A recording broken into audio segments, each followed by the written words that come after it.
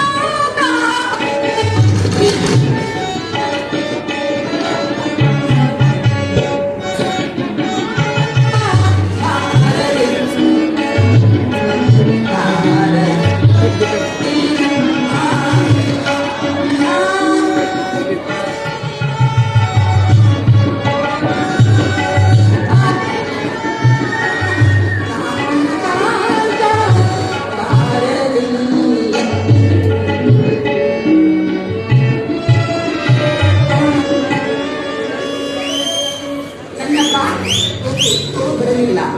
ನನ್ನ ಆಪ್ತ ಸಚಿವರಾದ ಮಂತ್ರಿಯೂ ಬರಲಿಲ್ಲ.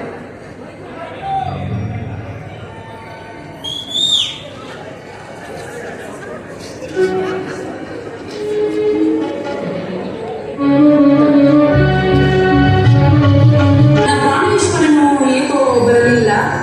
ನನ್ನ ಆಪ್ತ ಸಖಿಯಾದ ಮಂತ್ರಿಯೂ ಬರಲಿಲ್ಲ. ಕಾರಣ ಏನಿರಬಹುದು?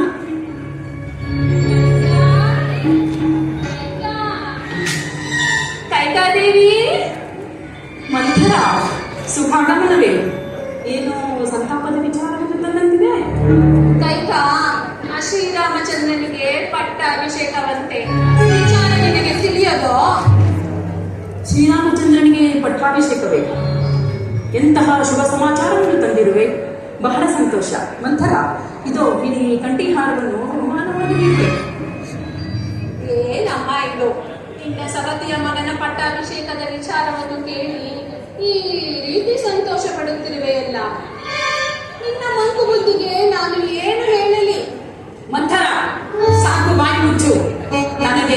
ರಾಮನು ಬೇರೆಯೇ ಭರತನು ಬೇರೆಯೇ? ಅಮ್ಮ, ನಿನ್ನ ಹೊಟ್ಟೆಯಲ್ಲಿ ಹುಟ್ಟಿದ ಮಗ ಭರತನಿಗೆ ಪಟ್ಟಾಭಿಷೇಕವಾದರೆ ನಾನೂ ಸಂತೋಷ ಪಡುತ್ತಿದ್ದೆ. ಅದಾಗದೆ ಶ್ರೀರಾಮಚಂದ್ರನಿಗೆ ಪಟ್ಟಾಭಿಷೇಕವಾದರೆ ಆ ಕೌಸಲ್ಯೆ ಮಹಾರಾಣಿಯಾಗುವಳು. ನೀನು ಅವಳ ದಾಸಿಯಾಗಬೇಕಾಗುತ್ತದೆ. ಯೋಚಿಸಿ ನೋಡು. ಹೌದಲ್ಲವೇ? ಮಂಥರೆಯ ಮಾತಿನಲ್ಲೂ ಅರ್ಥವಿದೆ. ಮಂಥರ, ಈಗ ನಾನೇನು ಮಾಡಲಿ? ಅದಕ್ಕೆ ಯಾಕಮ್ಮ ಚಿಂತಿಸುವೆ? ಹಿಂದೆ ದೇವದಾನವರ ಯುದ್ಧ ನಡೆದಾಗ ನೀನು ಮಾಡಿದ ಸಹಾಯಕ್ಕೆ ಮೆಚ್ಚಿ ಮಹಾರಾಜರು 2 ವರಗಳ ಅಭಿದಾನವನ್ನು ನೀಡಿದ್ದರಲ್ಲವೇ? ಹೌದು. ಆ ವರಗಳನ್ನು ಈ ಸಮಯದಲ್ಲಿ ಕೇಳಿಕೋ. ಸರಿ, ಹಾಗಾದರೆ ಏನೆಂದು ಕೇಳಿಕೊಳ್ಳಲಿ ಮಂಥರ? ಅಮ್ಮ, ಮೊದಲನೇ ವರಕ್ಕೆ ಭರತನಿಗೆ ಪಟ್ಟಾಭಿಷೇಕವಾಗಬೇಕೆಂದು ಕೇಳಿಕೋ. ಇನ್ನು 2ನೇ ವರಕ್ಕೆ ಶ್ರೀರಾಮಚಂದ್ರನು 14 ವರ್ಷ ವನವಾಸಕ್ಕೆ ಹೋಗಬೇಕೆಂದು ಕೇಳಿಕೋ. ಅಬ್ಬಾ, ಎಂತಹ ಕಠೋರವಾದ ವರಗಳು! ಮಂಥರ, ಭರತನಿಗೆ ಪಟ್ಟಾಭಿಷೇಕವೆಲ್ಲ ಸರಿ, ಆದರೆ ರಾಮನಿಗೆ ವನವಾಸಕ್ಕೆ ಹೋಗಬೇಕು? ಅಮ್ಮ, ರಾಮನು ರಾಜ್ಯದಲ್ಲಿದ್ದರೆ ಪ್ರಜೆಗಳು ಭರತನ ಕೈವಶವಾಗುವುದು ಕಷ್ಟವಮ್ಮ. ಇದಕ್ಕೆ ನನ್ನ ಸ್ವಾಮಿ ಒಪ್ಪುವುದಿಲ್ಲ. ಅಮ್ಮ, ನಿನ್ನ ಪತಿಯು ಒಪ್ಪುವಂತೆ ಮಾಡುವ ಜಾಣ್ಮೆ ನಿನ್ನ ಕೈಯಲ್ಲಿದೆ ಅಮ್ಮ. ಮಂಥರ, ಮಹಾರಾಜರು ಬರುವಂತಿದೆ. ಮುಂದಿನದನ್ನು ನಾನು ಯೋಚಿಸಿ ತೀರ್ಮಾನಿಸುತ್ತೇನೆ. ಕೈಕಾ, ಮಹಾರಾಜರ ಜೊತೆ ಮಾತನಾಡುವಾಗ ಜಾಗ್ರತೆ. ಮಹಾರಾಜರು ಶ್ರೀರಾಮನ ಮೇಲೆ ಪ್ರಮಾಣ ಮಾಡಿದ ಮೇಲೆ ನೀನು ವರಗಳನ್ನು ಬೇಡಿಕೋ. ಆಗಲಿ ಮಂಥರ, ಹಾಗೆಲ್ಲ ನೀನೇನು ಹೊರಡು. ಅಬ್ಬಾ, ಎಂತಹ ಕಪಟ! ಬರಲಿಯಾ ನನ್ನ ಸ್ವಾಮಿಯು? ಅಬ್ಬಾ, ನನ್ನ ಕುತಂತ್ರವಂತೂ ಫಲಿಸಿತು. ಇನ್ನು ಭರತನ ಪಟ್ಟಾಭಿಷೇಕವಾಗುವುದೋ ಇಲ್ಲವೋ? ಆದರೆ ಶ್ರೀರಾಮನಿಗೆ 14 ವರ್ಷ ವನವಾಸ ನಿಶ್ಚಿತ.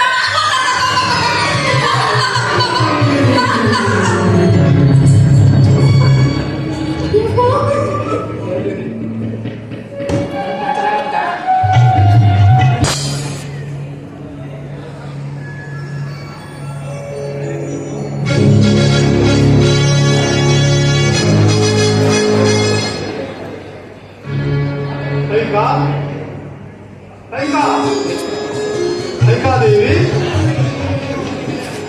ಓಹೋ, ಮಹಾರಾಜರ ಆಗಮನ ಈ ಸಾಮಾನ್ಯರ ಬಳಿಗೆ. ಕೈಕಾ, ಶ್ರೀರಾಮಚಂದ್ರನ ಪಟ್ಟಾಭಿಷೇಕದ ವಿಚಾರದಲ್ಲಿ ಇದು ಸಂತಸದ ವಿಚಾರವಲ್ಲವೇ? ಏನು ಹೇಳಿದ್ರಿ ಸ್ವಾಮಿ? ಶ್ರೀರಾಮಚಂದ್ರನಿಗೆ ಪಟ್ಟಾಭಿಷೇಕವೇ? ಹೌದು ದೇವಿ. ಸ್ವಾಮಿ, ಈ ಸಂತಸದಲ್ಲಿ ಇದು ಏನಾದರೂ ಕೇಳಿ ನಾನು ನಡೆಸಿಕೊಡುತ್ತೇನೆ. ಸ್ವಾಮಿ, ಭರತ ಶತ್ರುಘ್ನರು ರಾಜಧಾನಿಯಲ್ಲಿ ಇಲ್ಲದಿರುವಾಗ ಶ್ರೀರಾಮನ ಪಟ್ಟಾಭಿಷೇಕ ಇಷ್ಟೊಂದು ಅವಸರಕ್ಕೆ? ಕೈಕಾ, ದೈವ ಪ್ರೇರಣೆಯಿಂದ ನನಗೆ ಈ ಸಂಕಲ್ಪವು ಉದಯಿಸಿರುವುದು. ಭರತಶತ್ರುಘ್ನರಿಗೂ ಹೇಳಿ ಕಳಿಸಿದ್ದೇನೆ. ಸಕಾಲದಲ್ಲಿ ಬರುವ ನಿರೀಕ್ಷೆ ಇದೆ. ಇಷ್ಟಕ್ಕೆ ನನ್ನ ಮೇಲೆ ಕೋಪವೇ? ಬಾ ಕೈಕಾ, ಬಾ ದೇವಿ.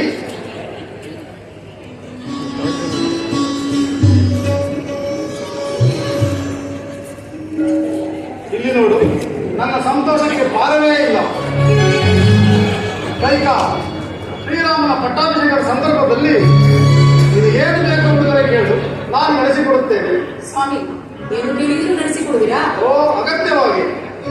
ಸ್ವಾಮಿ, ಹಾಗಾದರೆ ಹಿಂದೆ ದೇವಾಸುರ ಯುದ್ಧದಲ್ಲಿ ನಾನು ಮಾಡಿದ ಸಹಾಯಕ್ಕೆ ಮೆಚ್ಚಿ ನನಗೆ 2 ವರಗಳನ್ನು ಕೊಟ್ಟಿದ್ದೀರಿ. ಆ ವರಗಳನ್ನು ನಡೆಸಿಕೊಡಿ. ಚೆನ್ನಾಗಿ ನೆನಪಿದೆ ಕೈಕಾ. ಅಂದು ನಿನ್ನ ಸಾಹಸವನ್ನು ಮೆಚ್ಚಿ ನಿನಗೆ 2 ವರಗಳನ್ನು ಕೊಟ್ಟಿದ್ದು ನಿಜ. ಈಗಲೇ ಸಮಯ ಬಂದಾಗ ಕೇಳಿಕೊಳ್ಳುವೆ ಎಂದು ತಿಳಿಸಿರುವೆಯಲ್ಲ. ಸ್ವಾಮಿ, ಆ ಸಮಯ ಈಗ ಬಂದಿದೆ. ವರಗಳನ್ನು ನಡೆಸಿಕೊಡಿ. ಬಹಳ ಸಂತೋಷ. ನಿನಗೇನು ಬೇಕೋ ಕೇಳಿಕೊ, ನಾನು ನಡೆಸಿಕೊಡುತ್ತೇನೆ. ಸುಮ್ಮನೆ ಕೇಳಿಕೊಂಡಿದ್ದರೆ ಹೇಗೆ ಸ್ವಾಮಿ? ಮತ್ತಿನ್ನೇನು ಮಾಡಬೇಕು ದೇವಿ? ಸ್ವಾಮಿ, ನಿಮಗೆ ಅಧಿಕವಾದ ಪ್ರೀತಿ ಯಾರ ಮೇಲಿರುವುದು? ನಿನ್ನ ಮೇಲೆಯೇ ನನಗೆ ಅಧಿಕವಾದ ಪ್ರೀತಿ. ಸ್ವಾಮಿ, ನನ್ನನ್ನು ಬಿಟ್ಟರೆ ಅಧಿಕವಾದ ಪ್ರೀತಿ ಯಾರ ಮೇಲಿರುವುದು? ಸಂದೇಹ ಬೇಡ ಕೈಕಾ, ನಿನ್ನ ಮೇಲೆಯೇ ನನಗೆ ಅಧಿಕವಾದ ಪ್ರೀತಿ. ಸ್ವಾಮಿ, ಸ್ವಲ್ಪ ಯೋಚಿಸಿ ಹೇಳಿ. ನನ್ನನ್ನು ಬಿಟ್ಟರೆ ಅಧಿಕವಾದ ಪ್ರೀತಿ ಇಲ್ಲ. ನಿನ್ನನ್ನು ಬಿಟ್ಟರೆ ನನ್ನ ಜ್ಯೇಷ್ಠ ಪುತ್ರನಾದ ಶ್ರೀರಾಮಚಂದ್ರನ ಮೇಲೆ ಪ್ರೀತಿ ಇರುವುದು. ಸರಿ, ಹಾಗಾದರೆ ನಿಮ್ಮ ಪ್ರೀತಿ ಪುತ್ರನಾದ ಶ್ರೀರಾಮಚಂದ್ರನ ಮೇಲೆ ಆಣೆ ಇಟ್ಟರೆ ನಾನು ವರಗಳನ್ನು ಕೇಳಿಕೊಳ್ಳುತ್ತೇನೆ. ಕೈಕಾ, ಶ್ರೀರಾಮಚಂದ್ರನ ಮೇಲೆ ಹಣೆ ಏಕೆ ಕೈಕ? ಅದೇನು ಕೇಳಿಕೊಳ್ಳುವಷ್ಟು ಕೇಳು, ನಾನು ತಿಳಿಸಿಕೊಡುತ್ತೇನೆ. ಸ್ವಾಮಿ, ಶ್ರೀರಾಮಚಂದ್ರನ ಮೇಲೆ ಆಣೆ ಇಟ್ಟರೆ ಮಾತ್ರ ನಾನು ವರಗಳನ್ನು ಕೇಳಿಕೊಳ್ಳುತ್ತೇನೆ ಎಂದು ನನ್ನ ಮಾತಿಗೆ ವಿರೋಧವನ್ನು ಆಚರಿಸಿದ ನನ್ನ ಕೈಕ ಇಂದು ಈ ರೀತಿ ಮಾತನಾಡುತ್ತಿರುವುದು. ನುಡಿದಂತೆ ನಡೆಯಲು ನಾನು ಸಿದ್ಧರಿರುವಾಗ ಅದಕ್ಕೇಕೆ ಚಿಂತೆ? ಕೈಕ, ತಗೋ, ಶ್ರೀರಾಮಚಂದ್ರನ ಮೇಲೆ ಹಾನಿಯಾಗಿ ಹೇಳುತ್ತೇನೆ. ಅದೇನು ಬೇಕು ಕೇಳಿಕೊಂಡು ನಡೆಸಿಕೊಡುತ್ತೇನೆ. ಸ್ವಾಮಿ, ವರಗಳನ್ನು ಕೇಳಿಕೊಳ್ಳಲೇ? ಸಂತೋಷವಾಗಿ ಕೇಳಿಕೊಳ್ಳುತ್ತೇವೆ. ಸ್ವಾಮಿ, ಮೊದಲನೆಯ ವರಕ್ಕೆ ಶ್ರೀರಾಮಚಂದ್ರನಿಗೆ ನಿಶ್ಚಯವಾಗಿರುವ ಪಟ್ಟಾಭಿಷೇಕವನ್ನು ನಿಲ್ಲಿಸಿ ನಿಲ್ಲಿಸಿ ನನ್ನ ಮಗ ಭರತನಿಗೆ ಪಟ್ಟಾಭಿಷೇಕವಾಗಬೇಕು.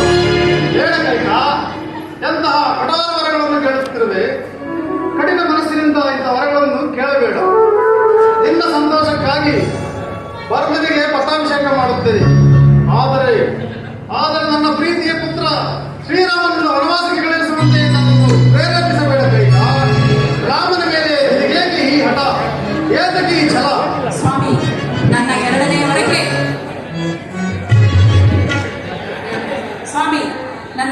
ವರಕ್ಕೆ ಶ್ರೀರಾಮಚಂದ್ರನು ನಾನು ಮುನಿಯನ್ನುಟ್ಟು ಪುರ ಪ್ರವೇಶವಿಲ್ಲದೆ 14 ವರ್ಷ ವನವಾಸಕ್ಕೆ ಹೋಗಬೇಕು. ಎಂತಹ ಕಠೋರವಾದವರನ್ನು ಕೇಳುತ್ತೇವೆ. ಶ್ರೀರಾಮನನ್ನು ವನವಾಸಕ್ಕೆ ಕಳುಹಿಸುವಂತೆ ನನ್ನನ್ನು ಪ್ರೇರೇಪಿಸಬೇಡ. ಶ್ರೀರಾಮನ ಮೇಲೆ ಏಕೆ ಈ ಹಠ, ಏತಕ್ಕೆ ಈ ಛಲ?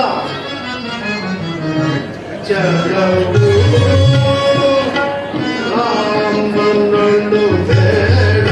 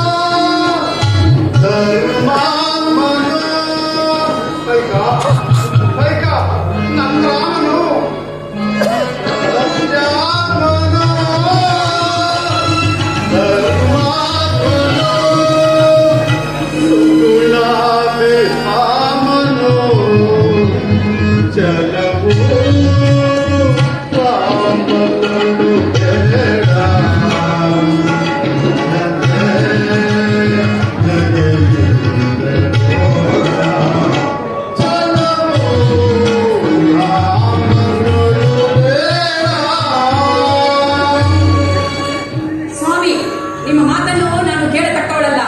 ಭರತನಿಗೆ